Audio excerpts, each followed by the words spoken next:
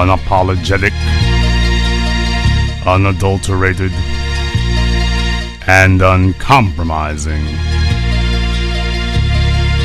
This is the BlackChannel.net radio. I am your host, your brother, your humble servant, the Black Authority.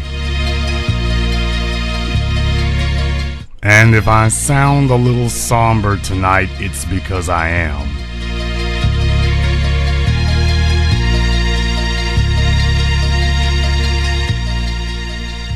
Because we have become a people who have refused to learn the lessons of history, and we have refused to accept our place in it, and because we've refused to do that, there are consequences from that kind of behavior.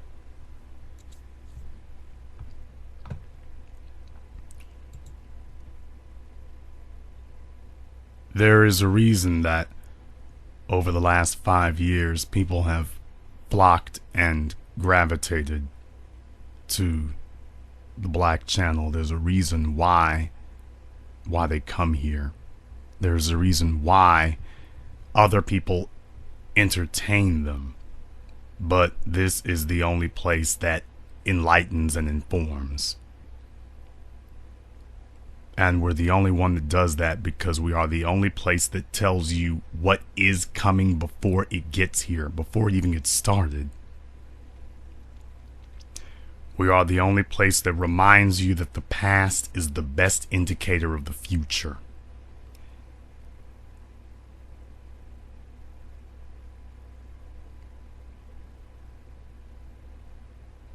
The tough truth of it all, brothers and sisters, the tough truth of it all is that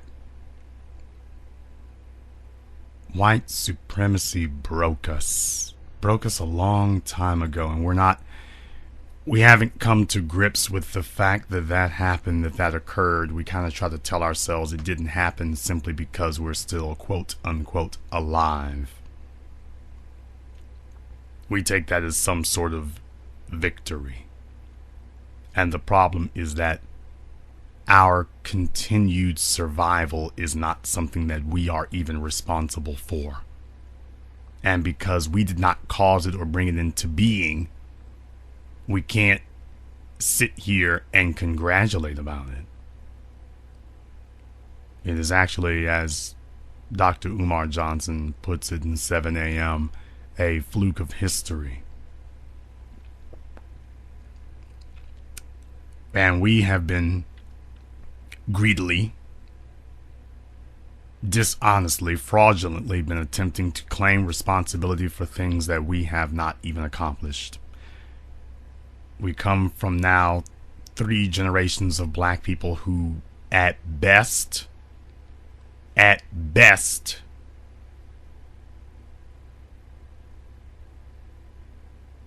were negligent in their duties, and at worst were cowardly. You can take whichever one of those you would prefer, but it is the reality. At best. At best. Earlier this year,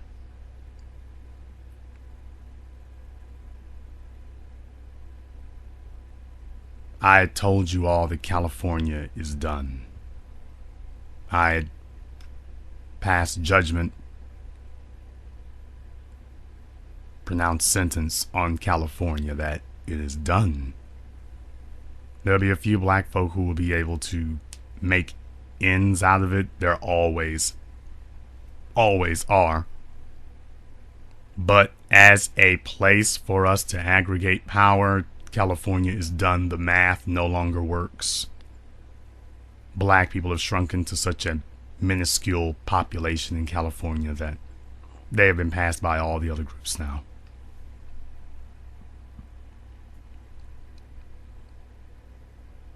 You lack the sufficient numbers of black people who have the will to survive in California. You have a few. But that is exactly what you have, is a few. It's not like they have a bunch of people that they work with out there. They only have a couple of people that they can join up with, and that's all. But as a people, as a force, you don't have enough people who have the will to survive out there. And tonight, I am just about ready. We are just about prepared to pass final judgment on Detroit. We're just about there. We're just about there. The news came in yesterday from the Associated Press by Ed White.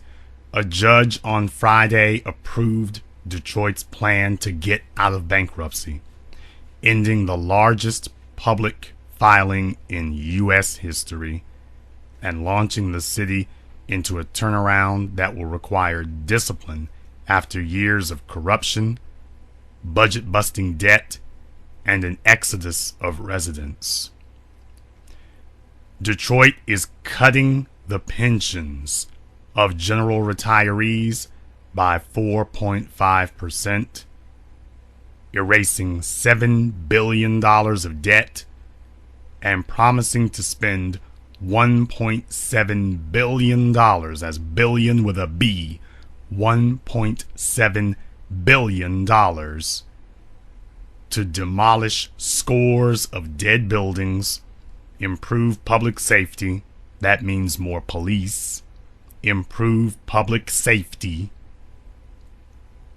and upgrade basic services, among other key steps.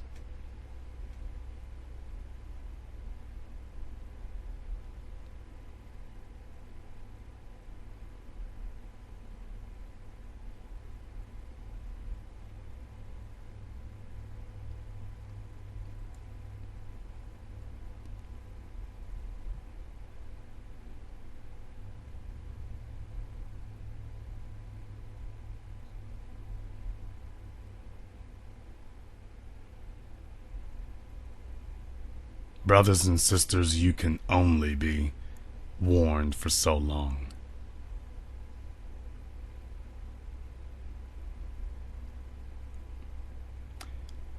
Before you tell yourselves that you are going to celebrate this, because a lot of you are uneducated about these things, you're uninformed, you don't know, and you're living in fear and denial. You want to believe that the Savior is going to come down and everything's going to be all right.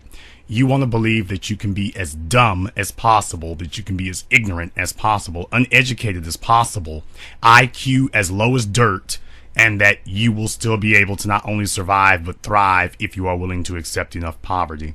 And we have warned you here that poverty is not a road to more poverty. Poverty is a road to extinction. The story goes on to say,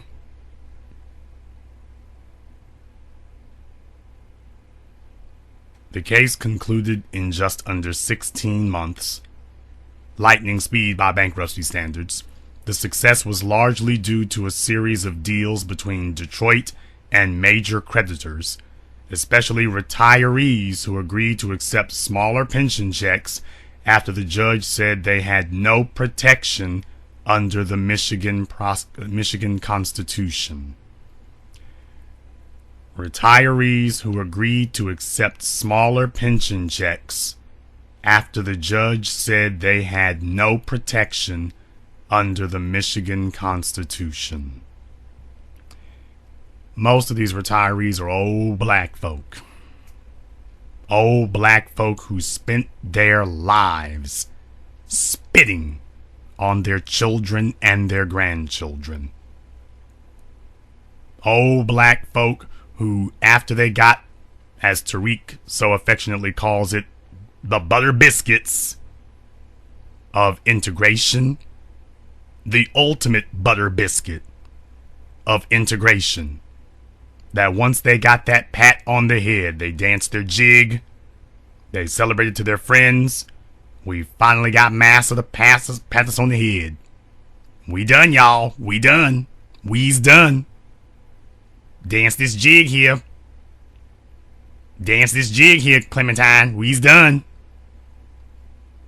We's done. What about the children? Let them build what they, let them get by whatever they gonna get by on. You let them go.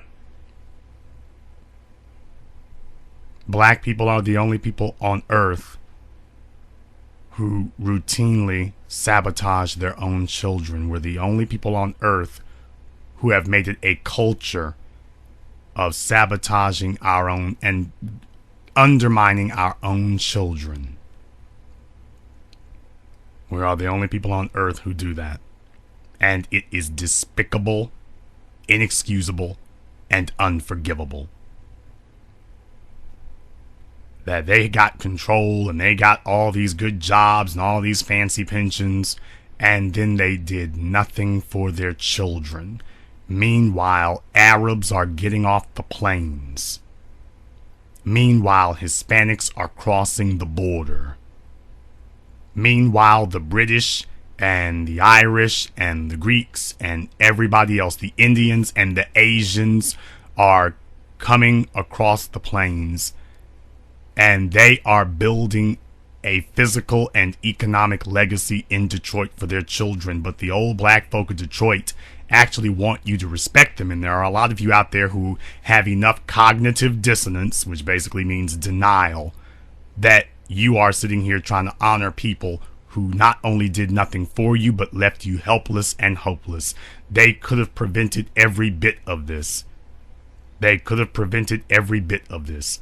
The city of Detroit is filled with a bunch of Stevens.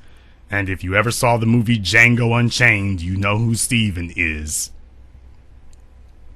A bunch of impotent, cowardly, buck-dancing, subservient Negroes who see white supremacy for what it is and go back to picking the cotton, because in their minds, picking the cotton for Master Charlie is more honorable than building something for their own children. They have love and affection for Master Charlie. The Detroit police busting their heads open, they actually like that. And no, I'm still on topic. The civil rights generation actually likes the police busting them over the heads, because nothing makes them happier than trying to convert white bigots to being their friends. Because they suffer from such a pathetic inferiority complex that getting beaten up by non-black people, but particularly by white supremacists, getting beaten up by white supremacists, in their minds, getting beaten on by white supremacists is a status symbol. This is how sick they are.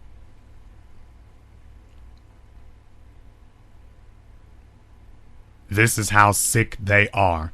That in their minds, getting beaten up by white supremacists is actually a status symbol among their group. I'm not joking, and it's not hyperbole. It is actually a status symbol among their kind. They are actually proud of it. So you, as the children, you are actually the enemy. As far as they are concerned, you are the enemy. You are the enemy because you stand in the way of the butter biscuit. You stand in the way of appeasement. You stand in the way of white acceptance. You stand in the way of all the Negro trinkets they've been lined up for so long. You stood in the way of that. So they used you as the sacrificial lamb to placate and appease white supremacy. By handicapping you, by disabling you, by leaving you impoverished and destitute, that was their pagan offering, their pagan sacrifice to white supremacy. Master Charlie, we ain't gonna cause no troubles now. Don't you worry now. We ain't gonna cause you no trouble. This child over here, I made sure I spank him and beat him good. I told him to choose the man, and he needs to make sure he bow down to you now. He's not gonna build nothing, and you best believe I ain't gonna give him nothing to be fighting you with. No sir, no sir. Ain't nobody gonna be fighting you, Mr. Charlie. You just run this thing like you want to, Mr. Duggan. I mean, Mr. Charlie. With all those black females standing behind him and his black female chief of staff as they dance the jigaboom dance. But you don't wish to hear that because a lot of you are now infected with the virus of cowardice. You have accepted your parents' cowardly legacy, and now you are taking up where they left off.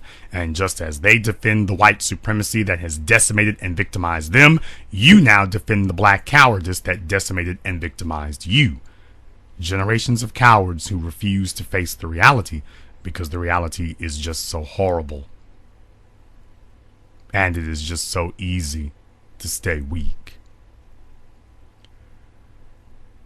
Now, all those people who buck danced and jigabooned are waking up, and they were told that now their retirement checks are going to be cut.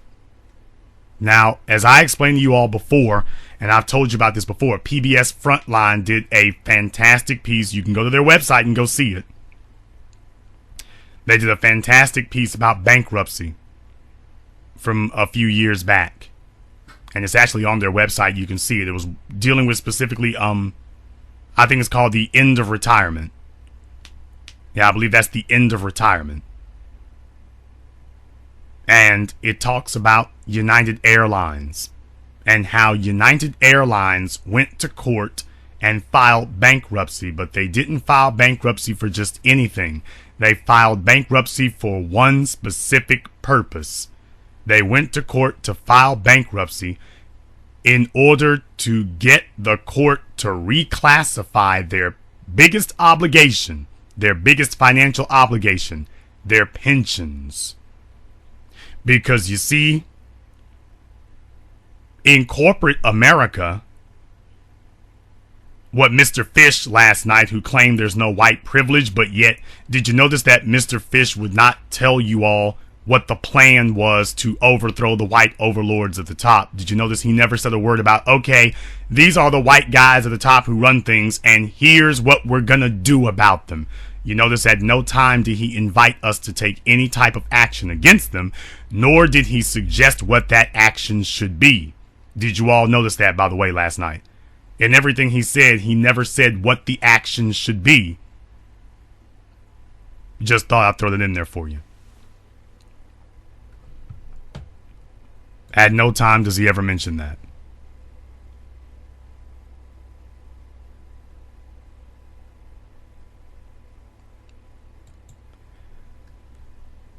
United Airlines filed bankruptcy because they wanted to get the court to do something that had never been done before. They wanted to get the court to say that their pensioners, they wanted the court to classify the people that they were paying pensions to already, not people who they were going to pay pensions to in the future. See, that's what government is trying to do. They wanted to get the court to authorize that they could reduce the payments to current retirees, people who were currently living on their retirement pensions from United. They wanted to get the courts to reclassify the pensioners as just another creditor. Just like Boeing, that Boeing would be a creditor, that the banks that they got the loans from to buy the planes from Boeing or Lockheed Martin or whoever would just be another creditor, and that they would be covered in their restructuring of their payments to their creditors.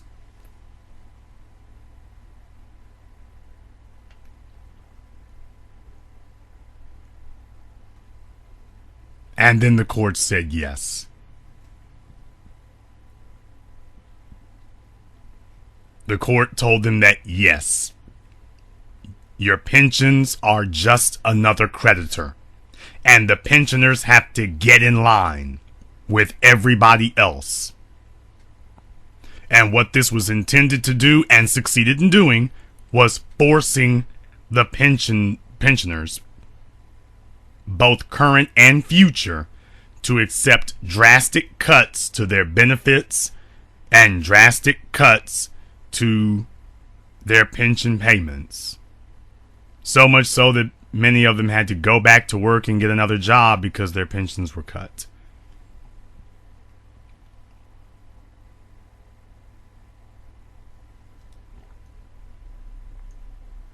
In the ensuing decade, you would see this strategy used again and again, most notably by General Motors. General Motors filed bankruptcy because after decades of the corporate coffers being raided by the white corporate chieftains, these were not black men. There were no black men doing this. So after decades of these corporations not putting any money into their retirement pensions, they were supposed to be taking your money and putting it in the retirement funds, and instead the CEOs and the boards of directors were off buying themselves beach houses for their trophy wives and their mistresses and whatever other sexual deviancies they wanted to go on around the world, by the way, many of them illegal. That's what they used your pension money for. And there was nothing in the pension funds. Your unions didn't protect you. They didn't do anything. But remember, black men are the enemy, by the way. Just remember, after all that, it's black men who are the problem. Just remember that. The white victim, they are white victims of the black oppressor, is what Mr. Fish wanted you to believe. That they were white victims of the black oppressor. So after they raided the pensions and there was nothing left, or there were insufficient funds to pay out their pensions, or at least they claimed there are, first thing they wanted to do was go after the pension payments. After they got the bankruptcy ruling, the bankruptcy ruling at United, their CEO got a huge bonus. That's the way these things always work. The CEOs will take no pay cuts. The board of directors will take no pay cut. They will take no pay cuts. The rest of you will take a haircut. Some of you might take a head cut. They will take nothing. But remember, the black men are the problem. Well, now it's come to government. Detroit has now gone the exact same route, and the judge has told the pensioners, all those folk drawing their pensions today, that you are not protected. You are just another creditor. That's all. You are just another creditor. Now, let me tell you who's crying about this. All the black folk who worked in Detroit government. All the civil rights Negroes who had their cars and their bell bottoms and their feather hats, who bought their little houses that they thought were so fancy at the time and now are in the worst parts of town. Those are the folk who are crying. Now, let me tell you who is not crying about this. Let me tell you who's not crying and who's not complaining. Who's not crying and who's not complaining? The Asians, the Arabs, the Latinos, all the Euros. They're not complaining about this at all. They're not crying about this. They're saying, yeah, chop it. They are not complaining at all. Those of you out there who watched your parents dance the jig, Sambo up and down the block, and you have been too cowardly to call your parents out on their malfeasance and their treason toward you, well, guess what? Now they're starting in on them. And by the way, they're just starting, by the way. Remember that you were warned here from this microphone years ago. The story goes on to say no significant critics were left by early October. Bond insurers with more than $1 billion at stake repeatedly argued for the sale of valuable art, but dropped that plea and settled for much less. It took more than 2 years for a smaller city, Stockton, California, to get out of bankruptcy. San Bernardino, a California city even smaller than Stockton, still is operating under Chapter 9 protection more than 2 years after filing. Rhodes had to accept Detroit's remedy or reject it in full, not pick pieces. His appointed expert, Marty Kopax of Boston, said it was skinny, quote, skinny, but feasible. And she linked any future success to the skills of the mayor and city council and a badly needed overhaul of technology at City Hall. Black folk have run Detroit city government now for over 3 decades. We could have turned it into the single most sophisticated, powerful, efficient, and modern city structure on Earth. We could have made South Korea and Tokyo, Japan, look absolutely pitiful in comparison. We could have been state of the art in Detroit. We could have been. But you see, black people did not want leadership in Detroit. There has always been a titanic struggle in black society between the ignorant and the intelligent. That is what it all comes down to.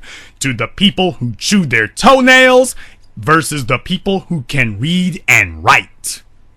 The people who want to buy tennis shoes when they don't have food versus the people who can be bothered to learn how to count.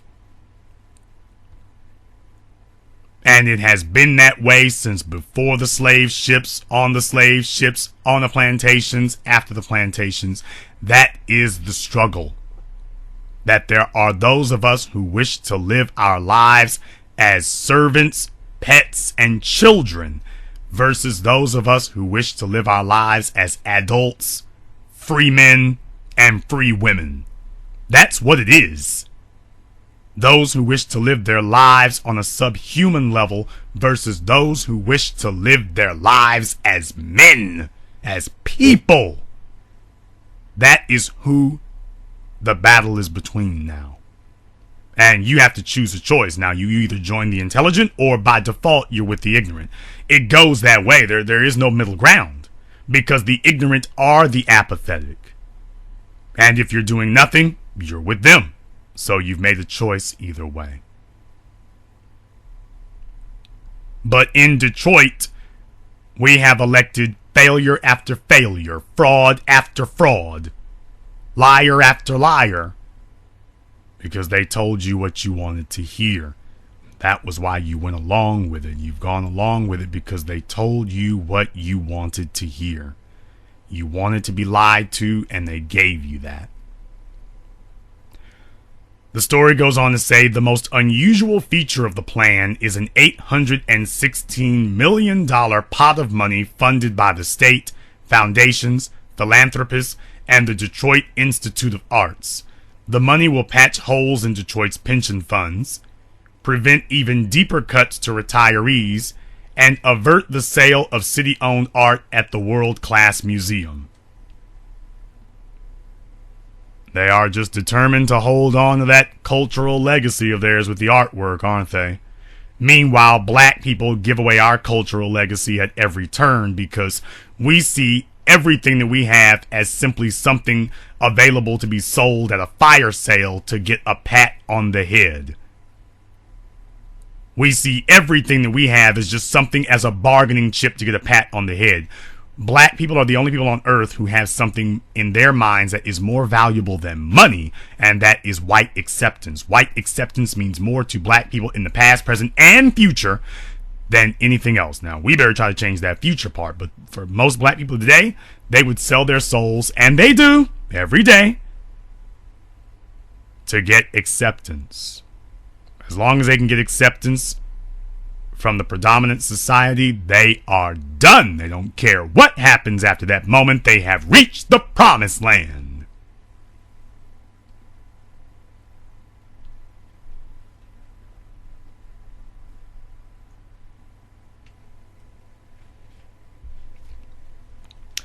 It says, Rhodes acknowledged the 4.5% pension cut could cause, quote, severe hardship for many retirees who average less than $20,000 a year.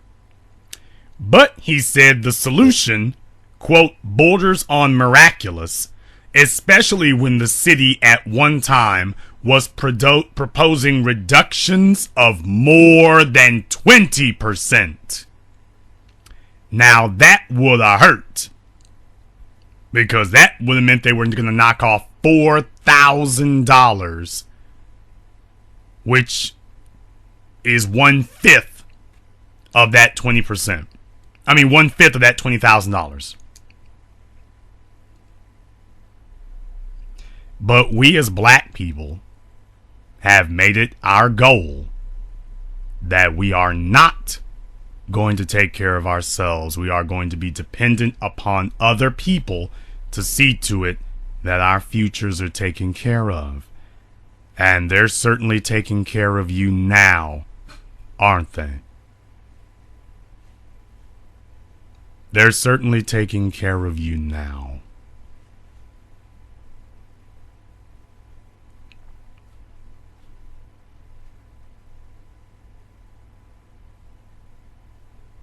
So they dodged the bullet of being chopped down by $4,000 a year. They were able to dodge that bullet and bring it down to about $1,000 a year. Now, isn't that something where you are in a situation where you consider it to be a victory that your income is only going to go from $20,000 to $19,000 a year? The rich get richer and the poor are getting poorer. Because black people figured that if they could just get a good government job, to hell with the children, I've reached the promised land. And what they are finding out is that in their lifetimes, they will live to see the chickens come home to roost. They are living long enough to see the chickens come home to roost.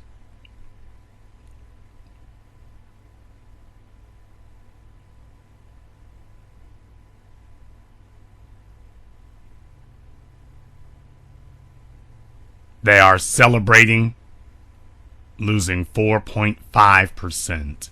They're celebrating that because it could have been 20. And I tell all of you that before it's over, it very well may be. The fact that they're getting cut by $1,000 now, they will be celebrating that if these people have their choice. Because understand, they can always go back to the judge and petition for more. They can always go back to the judge and say the 4.5% is not enough. We need to take another 4.5%. They got you to agree to the 4.5 today. They will go back and try to get another 4.5. And you really don't have a choice, because if you don't accept it, the judge will simply swing the hammer. They call it a gavel, but it's actually a hammer. And when he does, you're finished. When he does, you're finished.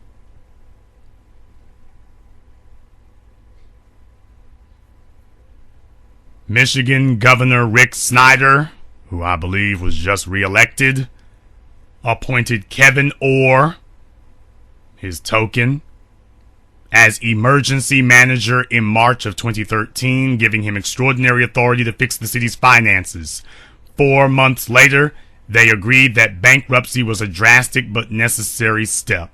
With more square miles than Manhattan, Boston, and San Francisco combined, Detroit didn't have enough tax revenue to reliably cover pensions, retiree health insurance, and buckets of debt sold to keep the budget afloat. The city has a population of 688,000 people, down nearly 30% from 2000, and an even longer descent from 1.2 million in 1980. But brothers and sisters, in the 1960s, Detroit's population was 1.7, 1.8 million people. So since 1970, they've gone from about 1.7 million people to less than half that. Detroit's population has fallen to less than half the size it was in 1970.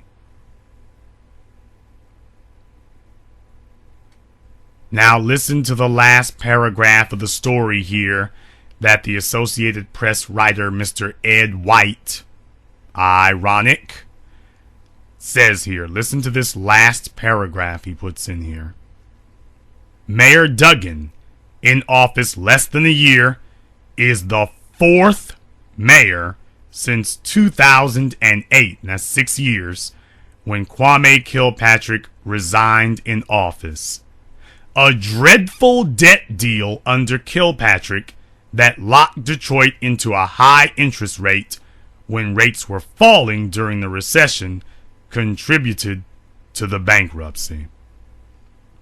Kwame Kilpatrick, a young man, his mammy was celebrating about her son being elected mayor of Detroit, and he thought that his only real responsibility in Detroit was to wear suits and to show up with his hood rat hoe girlfriends.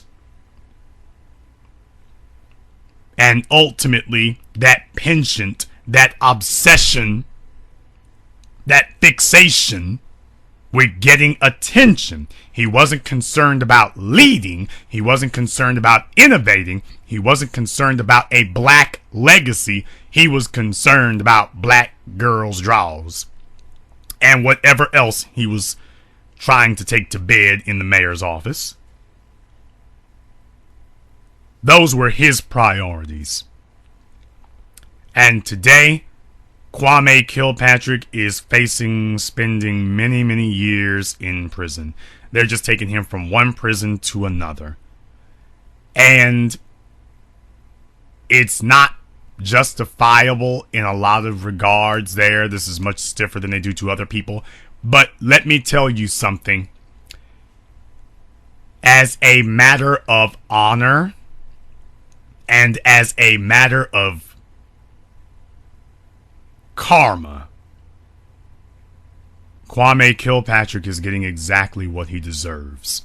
He wanted to enable instead of going to war against the system that would ultimately imprison him, he decided to dance the jig, do the Sambo shuffle, laugh and joke with white supremacy. When Dr. Claude Anderson showed up in Detroit with a plan to revitalize Detroit and to lead the way of black empowerment, there was Kwame Kilpatrick to stand in the way. And now Kwame Kilpatrick is receiving the wages of sin. He's collecting his wages. He took the Faustian bargain. He shook the hand of the devil. He signed away his soul. And now the devil has come to collect. Kwame Kilpatrick betrayed his people. And now Kwame Kilpatrick finds himself left to the tender mercies of Master Charlie. And Master Charlie is having no mercy. And I want you to take that as a cautionary tale. That many of you are walking the road of Kwame Kilpatrick. Many of you are dancing the jig, drinking from the cup that he did, that they did. And look where they are today. Look where they are today. As black people, we have a constant habit and have made a constant penchant of doing this.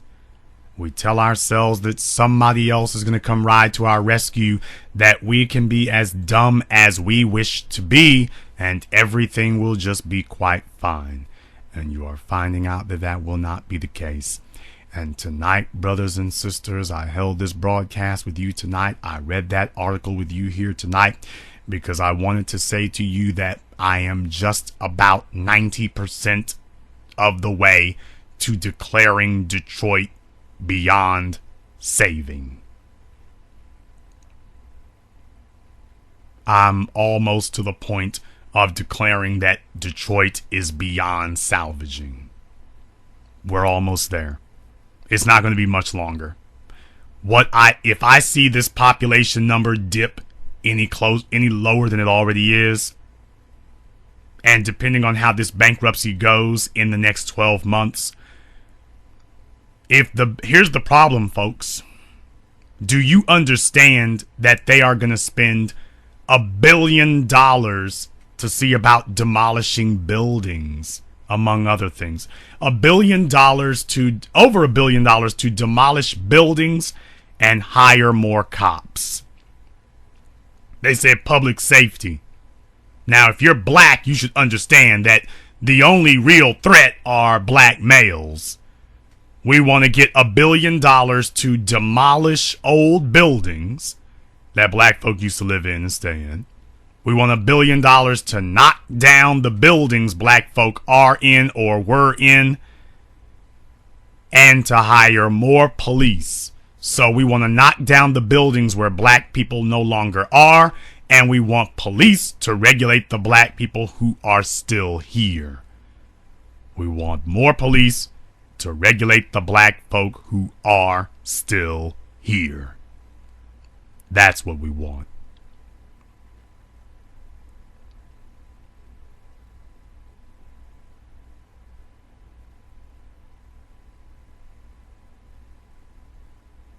Do you understand, brothers and sisters, that Detroit, this is not a bankruptcy? Brothers and sisters, what I just read to you is not a bankruptcy declaration. What I just read to you is a final solution.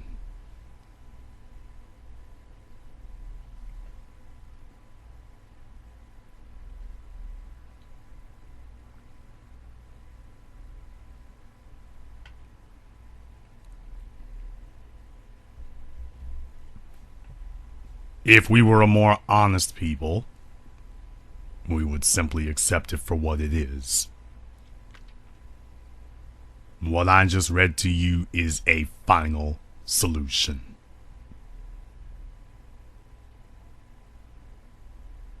The final solution to your black problem in Detroit. Who are you going to thank for this? Well, you can thank your parents. You can thank your grandparents. You can thank Berry Gordy. You can thank the people who would not support Dr. Claude Anderson, who spit on the prophets. You can thank them.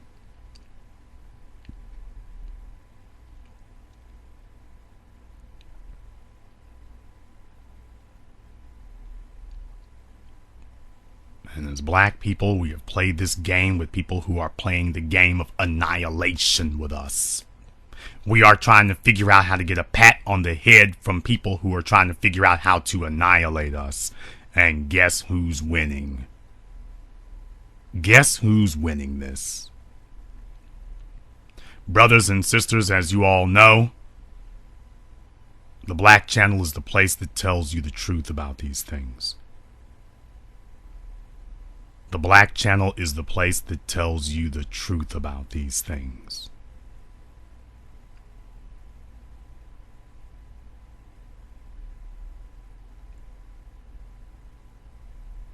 And as such, I am not going to waver from that sacred responsibility tonight. Detroit is just about over. The game is just about over. And you know what the killing part about it is?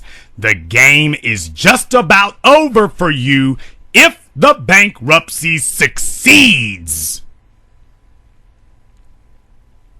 If this bankruptcy filing succeeds in turning around the finances of Detroit, it is over for you.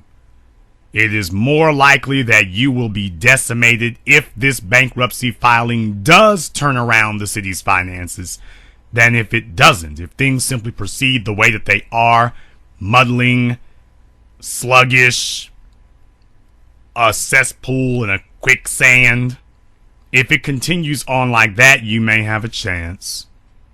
If the situation does turn around, it is much more likely that the game is already over for you.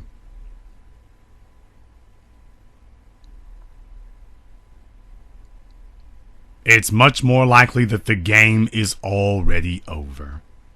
Take a look at Brooklyn. Back in the 80s, you could buy those brownstones and those buildings back then in the 80s. I mean, you could buy them for pennies on the dollar back then. Try to do it today. After Giuliani and then another billionaire businessman, Michael Bloomberg, after they got done, it didn't take them a century to make Brooklyn uninhabitable for you. It took them 1 decade. From Rudy Giuliani to Michael Bloomberg, it took them a little over a decade to make it economically impossible. They erected the economic barriers to remove black people from New York in 10 years. It took them a decade to erect those barriers, and the barriers are moving you out. Harlem. I went to Harlem to go film 7 a.m. I went to Harlem. I walked through the place. I arrived early in the morning, and the only places I saw open were owned by Asians and Arabs.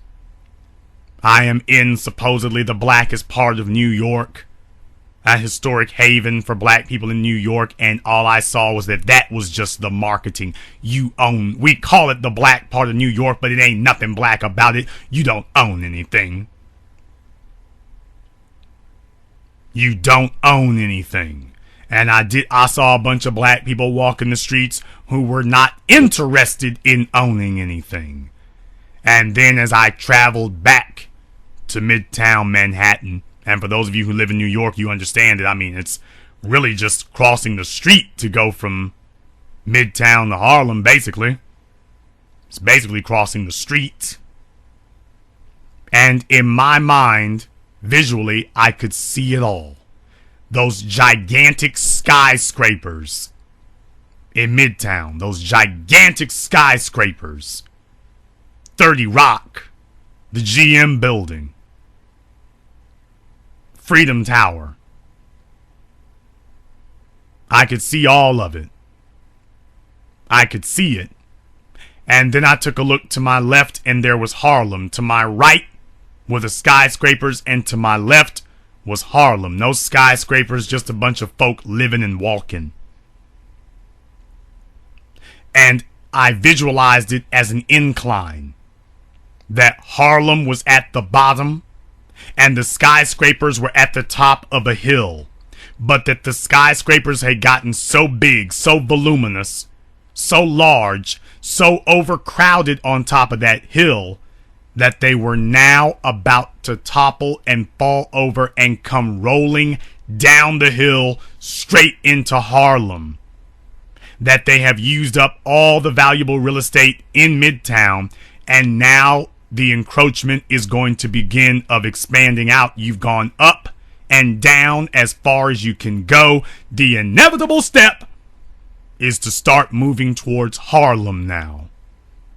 That the skyscrapers will begin to start getting built further and further towards Harlem. And when you build an $800 million skyscraper, that is going to skyrocket the real estate values for what, a quarter of a mile? At least. And I'm being generous. I'm probably being generous. The New York Times is already doing stories about how Brooklyn is becoming so overly gentrified at this point that even white folk are unable to afford to stay there, that they're being pushed out of Brooklyn. You see, they're going to focus on themselves, not on you. They're not going to say that this is gentrifying black people. They're just going to say gentrification as if white people can actually be gentrified. As if this is not being aimed at black areas. Because it specifically names Bedford-Stuyvesant.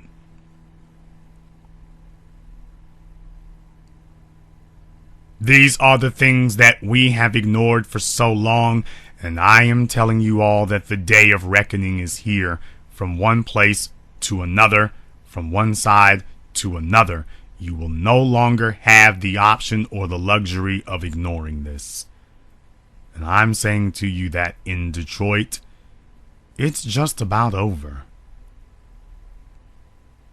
It's just about over in Detroit. You've just about lost it. It's just about time for us to give up hope. It's just about time because the numbers are not there. The math isn't there. The math isn't there. You don't have the necessary numbers to sustain yourselves in Detroit anymore. And by necessary numbers, I'm referring to productive black people who own, control, and have something to pass down to their children. You don't have it in Detroit anymore. You don't have it. And now you are in a deadly situation where this mega rich investor, who they call the governor of Michigan, has no mercy. His goal is very clear: to remove black people. That is his goal. His goal is to remove black people and to replace them with individuals who are coming to do business and to build.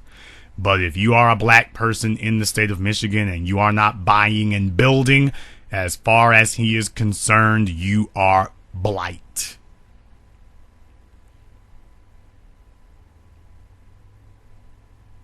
As far as he is concerned, you constitute urban blight. As far as he is concerned. So in Detroit, it's just about over at this point. We can just about call the game at this point. I know earlier this week they had the midterm elections, but we can just about call the election in Detroit now. We can just about call the election. In the election of white supremacy versus black survival in Detroit, the election returns are coming in, and it appears that it's going to be white supremacy by a landslide.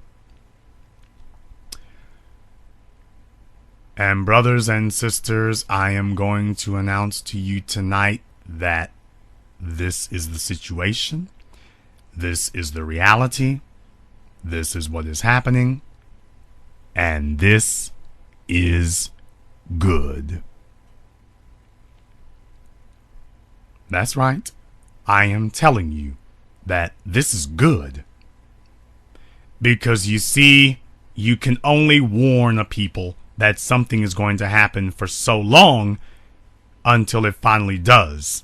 And if it doesn't happen, you lose your credibility. We have been warned as a people, from Marcus Garvey to John Henrik Clark, that we must change. We were warned decade after decade. And black people have become a group of people who are led by the most ignorant among them. Black people are the only people who the ignorant among us lead, and the intelligent seek to imitate the ignorant. And that is where the fight is today. Those of us who no longer wish to idolize the ignorant. These are going to be the choices that we have to make now.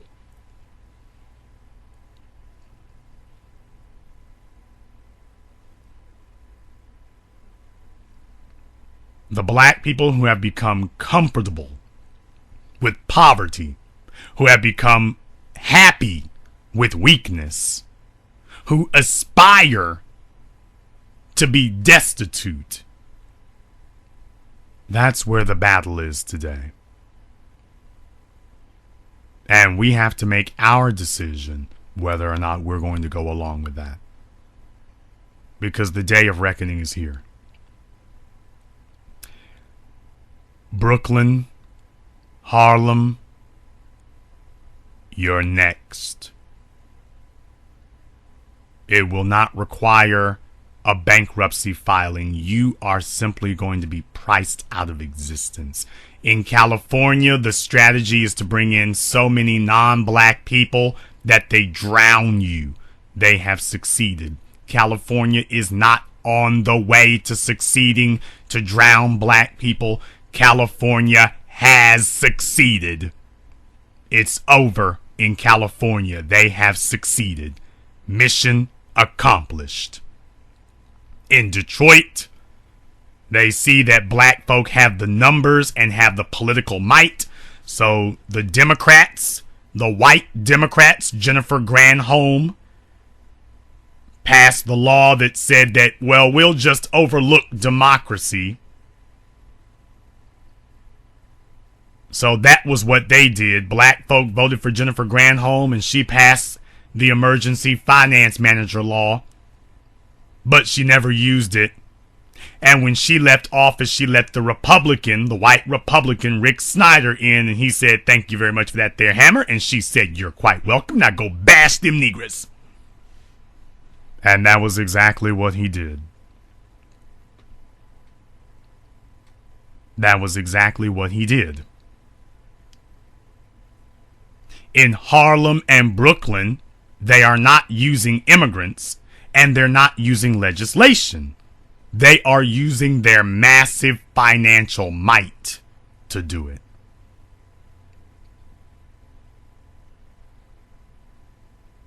In Washington, D.C., now do you see how many tactics they have?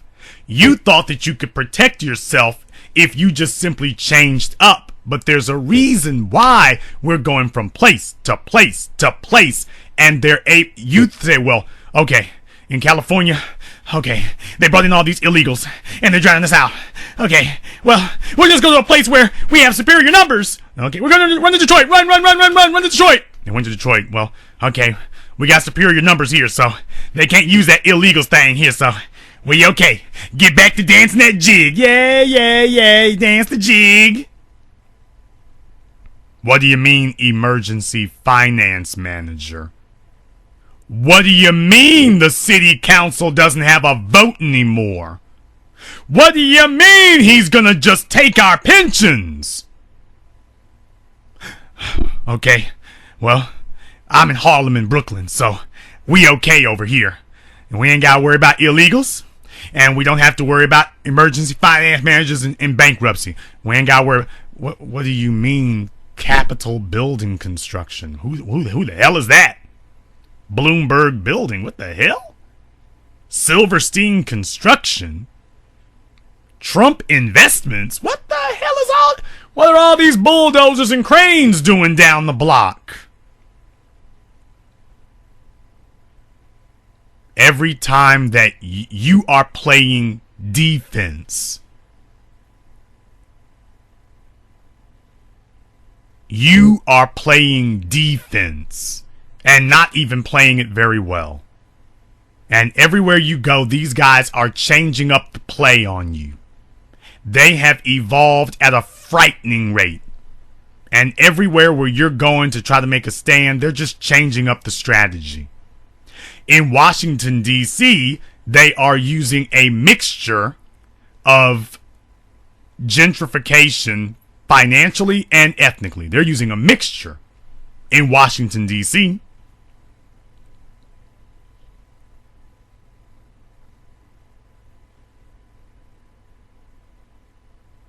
And in Atlanta, they're just using a slow burn.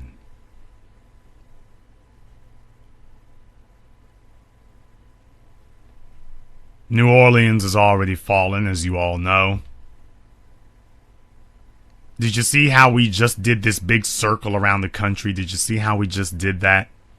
If you don't think the circle goes far enough, you want to go to Dallas and Houston, you want to take a look at those? If you don't think the circle has gone far enough, if you think that coming to New Orleans. Well, we got a little stretch down there in Texas. Oh, really? Is that what you want to tell yourself? Have you been to Galveston lately? Have you been to Houston lately? The only thing Houston has that you can talk about is Beyonce Knowles. Oops. Talk about your pawns of white supremacy. No, just keep treating this like a game. You keep treating this like a game. You go ahead and you do that. You know, there are plenty of black folk who are just no longer concerned with survival. Now, if you're one of the folk who's no longer concerned with survival, turn off this broadcast now. This really isn't the place for you.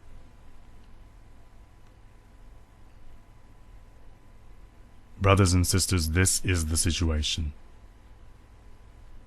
But you know what? This is good. This is good because this is going to serve two purposes. Number one, it clears the field. It thins the herd from those who have decided that they are no longer interested in survival. It thins the herd. Number two, it's going to be the ultimate kick in the pants for those of you who have been wondering, should I get up now or should I wait?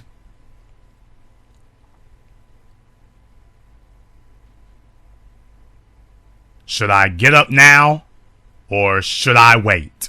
Well, let this be your wake-up call. You can no longer wait. You couldn't wait 10 years ago. You don't have the option of waiting. You don't have the option of waiting. Not any longer. If you ever truly did. We're just about prepared to declare rest in peace, Detroit. We're just about prepared to declare it. Because black people lack the money, the muscle, or the membership to be able to turn it around at this point. You will have black politicians that will continue to dwindle in number.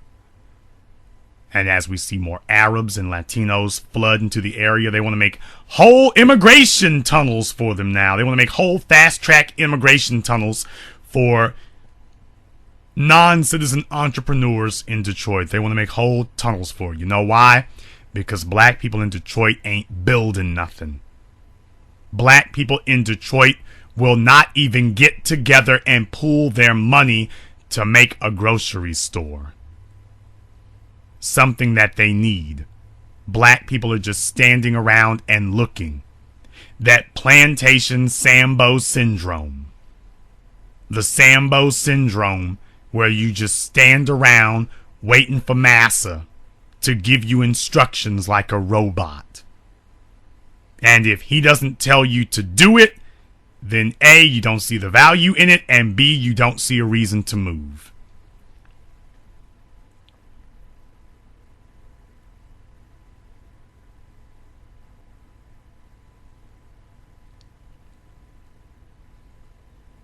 They are using all these mechanisms to clear the field. White supremacy already has its economic power in place. They are not concerned about more outside investors. Black people have nothing. And more to the point, you don't see them trying to gain nothing. Black women as a group have become experts at figuring out social programs. Not a damn finger being lifted to empower their sons. Black men as a group have become experts at maneuvering females into bed, not doing so well at being able to build anything for all these females they hope to bed. And that is why the standard of females that black men are willing to sleep with is as low as dirt, as low as grime and filth. Because a man who is unwilling to build anything of consequence cannot keep a female of consequence. We are going to make decisions to survive or decisions not to survive. Detroit, I think we can just about call it for you now. I think we can just about call it for you.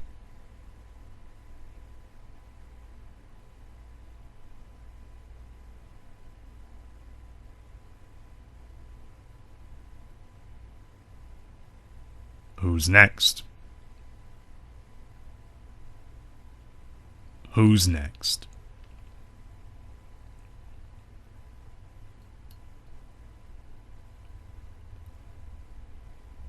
And this concludes tonight's broadcast of the BlackChannel.net radio. I am your host, your brother, your humble servant, the Black Authority. And until next time, brothers and sisters from around the world, remember, black is the future. The future is uncompromising. Good night and good luck.